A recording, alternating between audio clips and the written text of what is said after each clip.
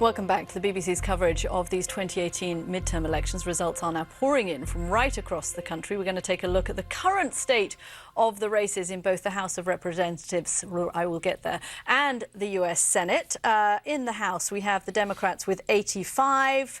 The Republicans have 100. As you can see there, 218. That is the magic number that you are watching for tonight. It looks like everybody is still a long way off, and we will get more of those races coming in. But Democrats are feeling more confident about the House of Representatives than they are about the Senate, where they are down one. You can see that they are on 38, and the Republicans are up one. They are on 45. Yes, things certainly starting to take shape in the Senate. And of course, we are moving from east to west this evening as polls close. They've just closed in a number of states, including Iowa, Montana, Nevada and Utah. And if you're just joining us, let's introduce our panel for this hour. The Republican strategist Micamosbacher is with us, who is also on the Trump 2020 re-election committee. Thank you very much for coming in to join us, Mica. And we're also joined by Emily Maitlis from the BBC's Newsnight programme. Mica, since we are here, how is it looking to you so far?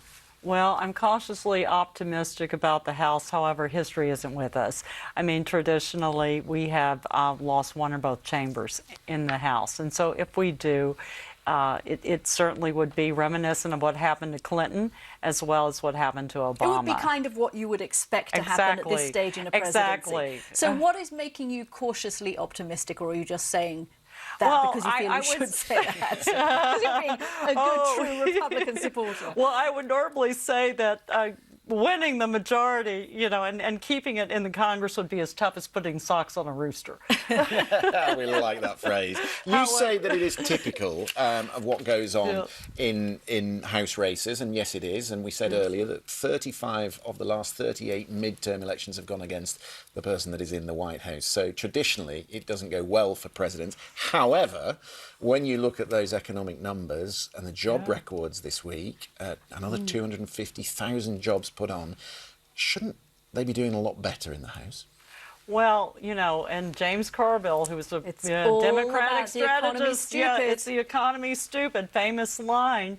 And it's certainly a reason why Bush Sr. lost his second term in 1992, and it's a reason John McCain lost in 2008, because they had a recession going on during both those times. So here is Trump with this amazing jobs report number, over 250,000 in October, 3.7% unemployment, 4.0% to 4.2% growth. So what I think that this is that this is a referendum in this country on Donald Trump. Either you're for him and for his policies, or you're against him. So a little bit like Nancy Pelosi, I mean, Donald Trump is, to some degree, a polarizing factor. I mean, it's kind of an indication, with unemployment at its lowest level since 1969, of the degree to which some people do not like Donald Trump, the fact that the Republicans are even struggling tonight. Let's bring you a few results that have come in. In the Senate, we have a hold for the Democrats. That is Bob Casey's held in Pennsylvania. We have a hold in Wisconsin. Tammy Baldwin, military veteran. We've had her on the programme, Christian. A hold in Wisconsin. Martin Heinrich as well in the Senate, another hold for the Democrats. You can see it there. And in Utah, a hold for the Republicans. No surprise there. Mitt Romney has taken the who's Republican... had a dalliance with the Trump administration. Yeah, and people are wondering whether he might challenge the president in 2020 if Donald Trump is not doing well. I would be surprised if Mitt Romney did that, but anyway, he has now got the Senate seat in Utah. Just picking up what we're talking about with Mica about the economy being at the top of the, you know, what should have been at the top of the Republican agenda, given those amazing numbers that she's just set out. Which to some extent is because people are voting on the economy at the moment. Well, yes, although the exit polls today suggest that it's third in line in terms of important issues, which is surprising. Immigration just above it and health right at the top. Because people don't vote if they're happy.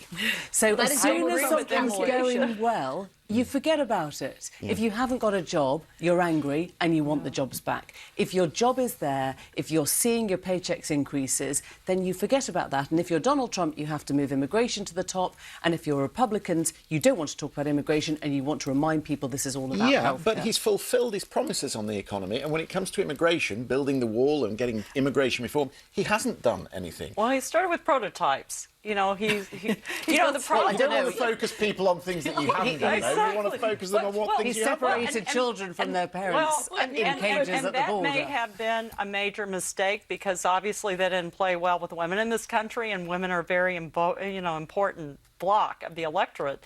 However, also we're now debating in this country: are we a sovereign nation of laws, or are we open borders? Are we going to allow individuals to come in through asylum and take advantage of this catch and release loophole, or are we going to ask people to come in and wait in line and be admitted into this country on merit? Okay, let's go to Texas, where the race is too close to call and too early to call between the Democratic candidate for the Senate, Beto O'Rourke, and the Republican candidate, Ted Cruz, who is the sitting senator down there. Gary O'Donoghue is down there for us. Gary, 15% of the precincts now in, and it looks... You could not call this one either way.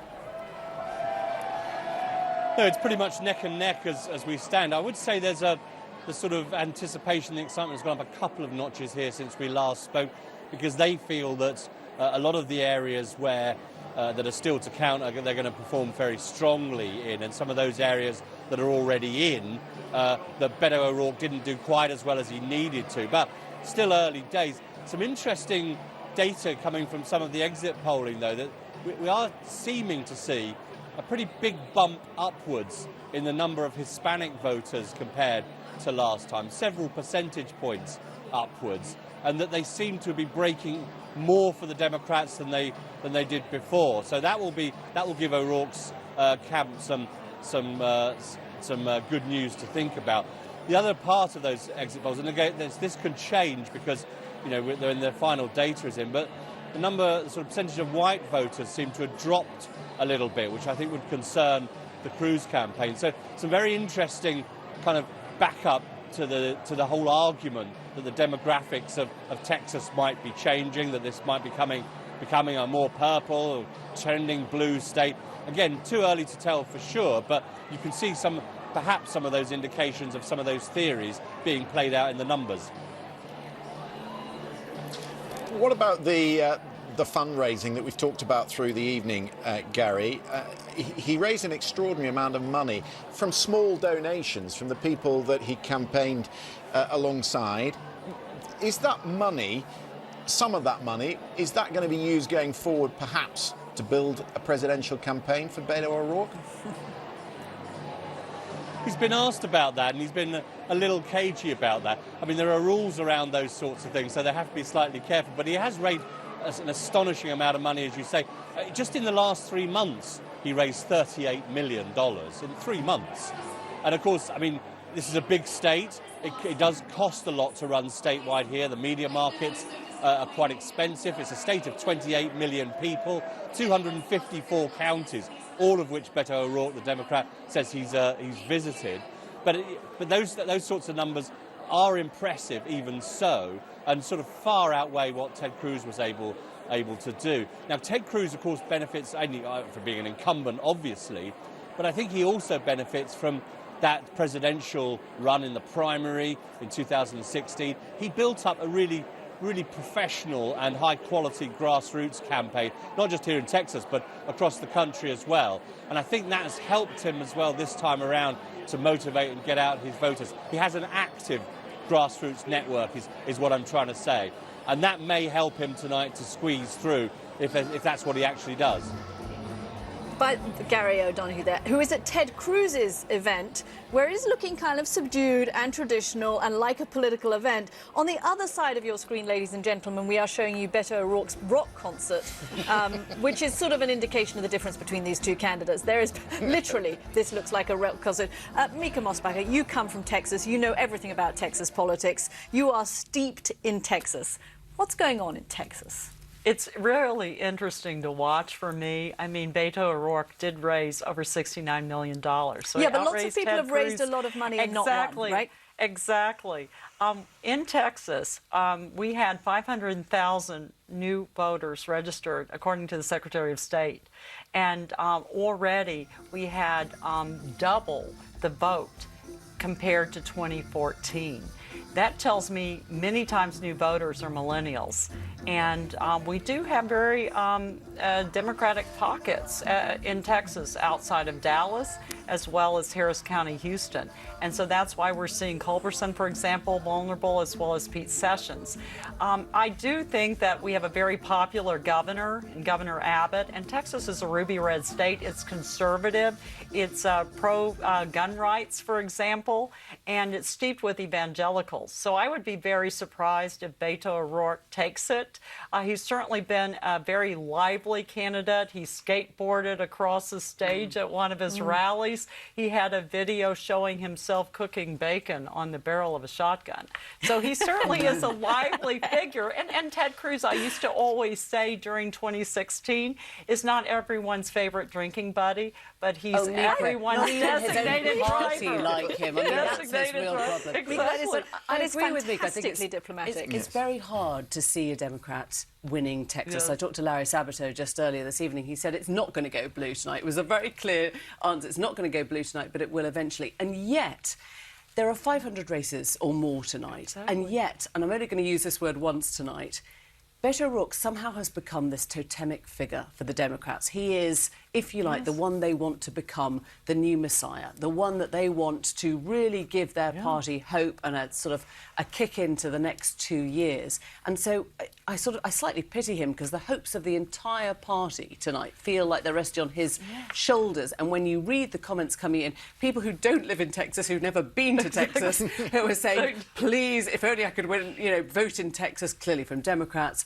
I would. So he's a sort of become this bigger figure for the whole election for the party, hasn't he? He's a little bit of a Barack Obama figure. Or And even You're Kennedy. sort of wishing you'd gone Kennedy, down he's there, got- aren't you? he's got some of that. There'll be time. There'll be rock concerts down there. If he wins, there'll be time. Let's just show you. Let's go to Tennessee. We can show you the pictures of Marsha Blackburn, who has taken the Senate seat there in Tennessee. She's a close Trump ally. Somewhere in the crowd there is Marsha Blackburn. Probably not going to be a Beto O'Rourke type event. I'm not seeing any rock players there, but she is somebody who is. Oh, there is music. She is very conservative, very close to Donald Trump. This is a good pickup.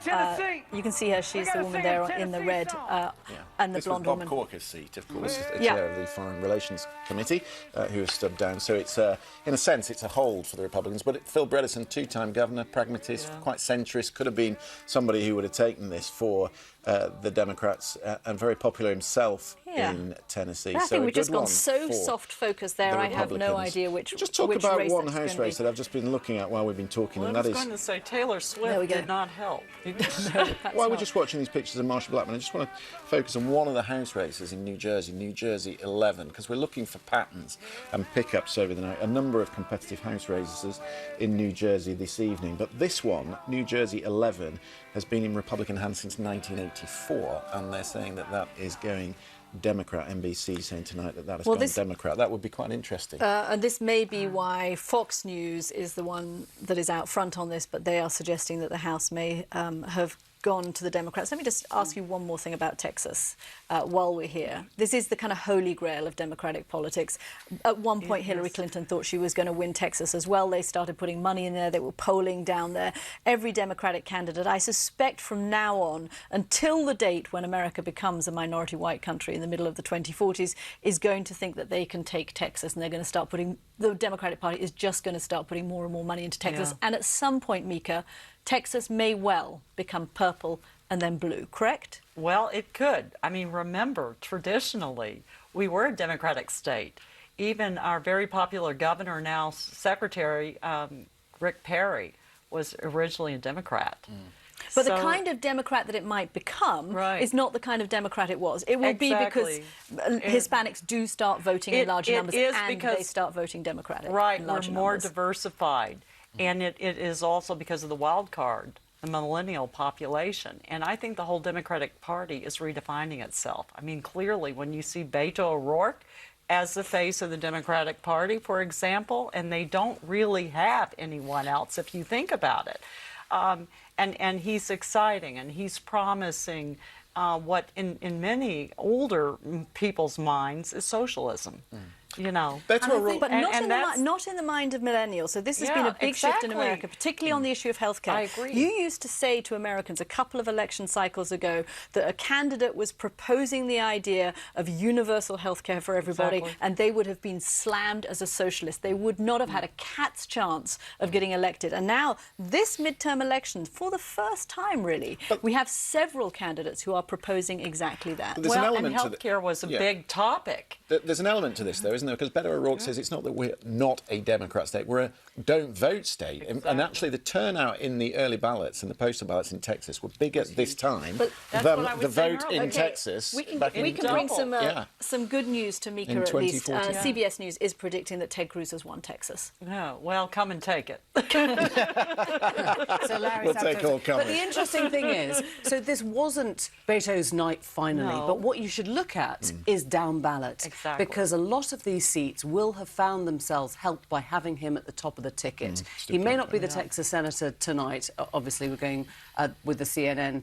CBS, prediction. But if you look at some of the other races, the House races, they may yet benefit from having him, a very well-known figure, to get people out to the I absolutely agree. I think he's helped down ballot. And I think that he was the face of tomorrow. That the Democratic Party needed. Maybe it's next Hillary, week, then. Hillary is the face of yesterday. It's not quite there yet. It's not quite there yet, but I think that he, and if you remember, Obama came out of But when it comes to the Senate, nowhere. actually, tonight, maybe it's a story of hard luck for the Democrats, because the same down-ballot effect could have been there in Florida with Andrew Gillum on the ticket in the governor's house, for the governor's house, helping Bill Nelson across the line. But that doesn't appear to have happened. No, but don't you think it's because he was embroiled in scandal? I mean, he's being investigated apparently by the FBI. So I think that he was a flawed candidate.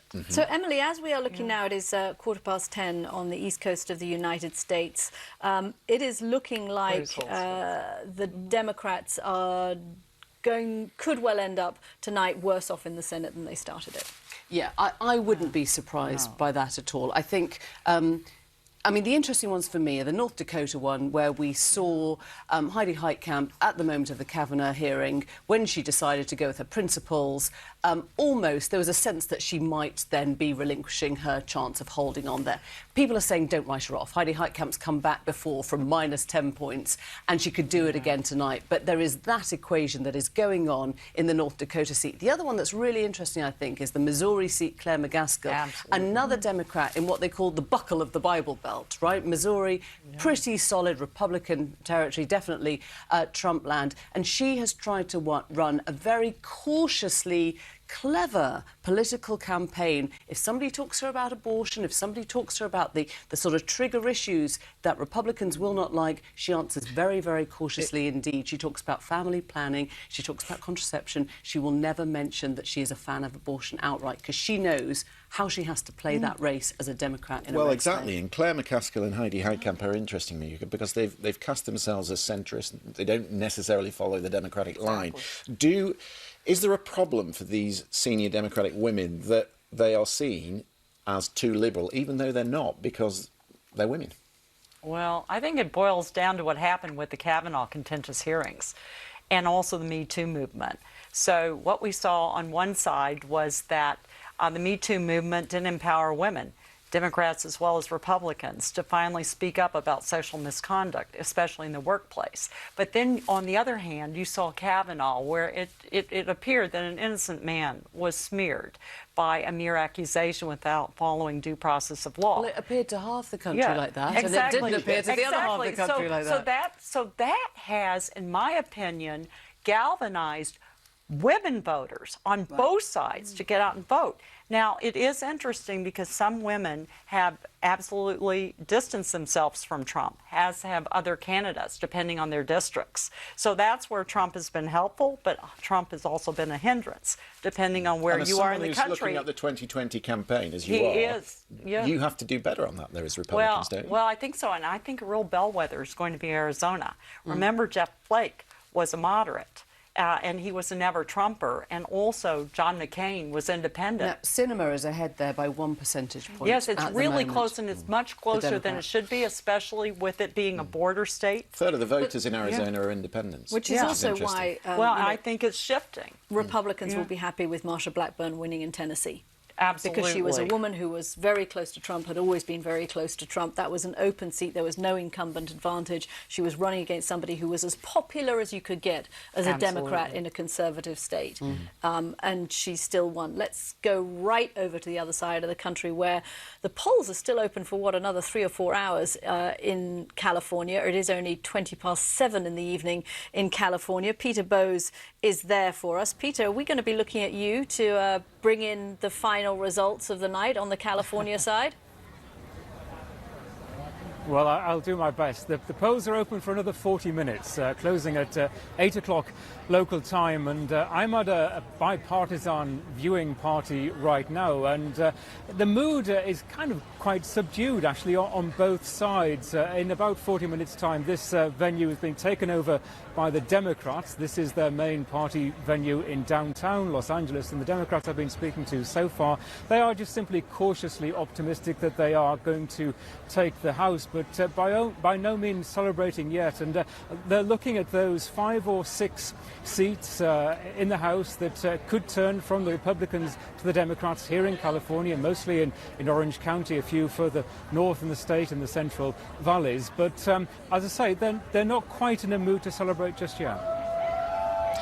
What you see in a couple of these seats, that side of the country, are the millennials coming into campaign, Peter. And particularly, there is one in California, isn't there? Someone who's, I think she's just 30, taking on a police officer on the Republican side. A former police officer. Yes, and that is a seat just to... Yeah, former police officer, former LAPD officer, and this is a seat just to the north of Los Angeles, on the edge of the high desert. And it is certainly one of the seats that a lot of the local Democrats are looking at. If they can take that seat, they believe that they will be doing extremely well. This is a newcomer. She runs a homeless charity at the moment, up against a seasoned politician, as you say, a former police officer. They are two very different characters. This is, as you say, a millennial taking on, as I say, a seasoned politician with a different mood and a different attitude, and that is one of the half dozen or so seats that could well switch. And I think the millennials have had a significant impact here in California, perhaps more so if you look further south and to the east in Orange County, some of the coastal areas where these seats have been traditionally conservative for many, many years. And there is a certain disillusionment with Donald Trump, and I think that is a big reason why some of those Republicans are perhaps drifting towards the Democrats, and they tend to be the younger Republicans. OK, Peter Bowes there for us in California. Thank you, Peter, for joining us. We should also have a quick chat about the governor's races, because there have been some interesting governor's results have come in, and they are looking more favourable at the moment for the Democrats than the Senate seems to be looking. Michigan, it looks there like the Democratic candidate for the governorship, Gretchen Whitmer, has won the state of Michigan for the governor's mansion. A reminder, of course, that these governorships are very important because they have a direct impact on 2020 and the presidential election campaign. And if the Democrats do well in these governors' houses, Mica, what does that mean? Well, I think we have to look at a state-by-state analysis, because in states like Texas, certainly the governor affects those individual candidates who are running for the House and the Senate, as well as down ballot. In other states, for example, the legislature is not necessarily that influential in national voting statistics. So I really am not as concerned about the governors at this point, because they won't affect policy in the United States. Having a Republican governor in Wisconsin and having a Republican governor in Michigan surely helped Donald Trump in 2016. Absolutely. It can't have hurt him. So if Michigan has gone to the Democratic side, that's going to help. It will. It on could the other help. side of the ledger, right? It should help. I mean, conventional wisdom, of course, should help the Democrats. Chris Christie, the former governor of New Jersey, was saying the other day, though, that the governor's houses that they took back in 2009 and 10, that really helped them set the base for what came afterwards. And I think the governor's play an absolutely critical role in what happens constitutionally in the state, Exactly. how people vote. Legislatively. Who counts the votes? Well, Who counts the votes, where the polling booths are, what's shut down, who's allowed on the register, who isn't. This is where you get in these real conflicts of interest now, which is the person in charge, as the governor, can decide, essentially, who gets to vote next time round. And if they decide to narrow those boundaries, they're keeping themselves in power and they're changing the feel of the state. Well, you're discussing redistricting, right? Which is a huge problem. I mean, that's an issue in Pennsylvania already, and that certainly not is just redistricting. I mean, it's gerrymandering, it's redistricting, Exactly. it's things like exact match policy. So you decide who gets to vote on the ballot, whose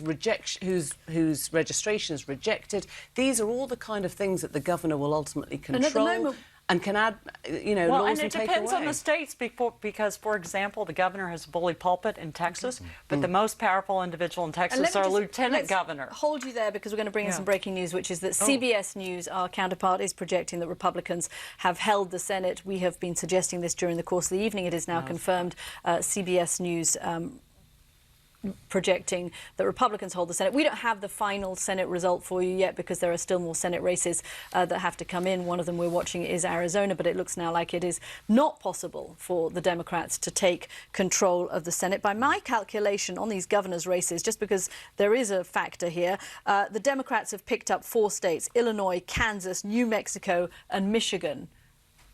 They're not going to be unhappy about that, Mica. No, they're not going to be unhappy. And, you know, also that will help with fundraising in those individual states. They're calling it, incidentally, for the Democrats because they say that, for the Republicans, I beg your pardon, because they're saying that Heidi Heitkamp in North Dakota has lost. So it would be impossible. By then it becomes impossible. So it becomes impossible numerically for the Democrats. I mean, we're talking about the governors and Trump loyalists through the night. Chris Kobach is the governor in, well, he was running for governor in Kansas, and a very close friend, of course, of Donald Trump, one of his very big supporters, has lost. So Kansas has elected a Democratic governor, which is huge, in Laura Kelly. Yeah, which is huge. And it'll be interesting to look at state by state how many people actually voted, you know, and how many, in comparison to 2016, did the Dems get out and vote? And clearly they have been invigorated, and possibly by the Trump factor. And one thing I wanted to bring up is Trump said yesterday, in a very rare moment of self-reflection, that he thought that maybe he should reconsider his tone. And maybe soften his tone. Now, I would argue very strongly, had he done that in 2016, he might not have won, because people were looking in the United States for someone who was a disruptor, who would go against the establishment. But you know that the president is his own strategist. He's his own strategist. Exactly. He doesn't listen to counsel. He didn't listen to Paul Ryan at the weekend, who wanted him to talk about the economy. So that makes your job and your committee's job very difficult in 2020. What are you going to say to the president, Mica, when you are on the committee for his re-election for 2020? What will your counsel be to him in terms of tone, given tonight's results? I would probably recommend, although I doubt he changes, that he soften his tone a bit, especially when it comes to those issues that do affect women emotionally. And one has to do with, you know, the separation of children at the border. I think that really bothered a lot of Republican women as well. And so I think that he has I've seen his compassionate, empathetic side. I think that it would help if he shows it more. But don't you agree that he would only have said, "I regret the tone," if it hadn't been on the same day that the advert came out, which was banned from just about every network for racist alignment? I mean, that's him strategizing again. You know, you take with one hand, you give with the other. Well, I know he's a brilliant politician. Even though he is a businessman, he has the best political instincts I've ever seen in my 30 years in politics. And in terms of the election ad, I mean, there have been a lot of nasty ads that have been, you know, on the air throughout the United States. And then the shock value and the fear value in these ads, a lot of us discount that have been in politics a long time. So I wasn't offended by that. Do you see any Republicans who have been very close to Donald Trump for the last 2 years, who have not wanted to criticize the president, if the Democrats take the House and do better in the governor's mansions, do you see any Republicans saying, hold on a second, the president is not as useful, as Teflon as we thought he was, maybe I need to distance myself a little bit from him? No, I think the ones who are distancing themselves are people like Paul Ryan, who are retiring, Jeff Flake, who are retiring. I think that those individuals who realize that if they're not going to support the president's policies, whether they agree or not, are going to be vulnerable again in 2 years. So I think that they may, cautiously distance themselves a bit. Many did in their states in terms of immigration. They talked about the economy. And Trump did not go into certain districts. And I think that was strategic as well. I think that he knew that if he went into those particular districts, he might hurt those particular candidates. Some in the Midwest states, for example. Okay, Micamosbacher, thank you. You stay with us. We've got more to come from you.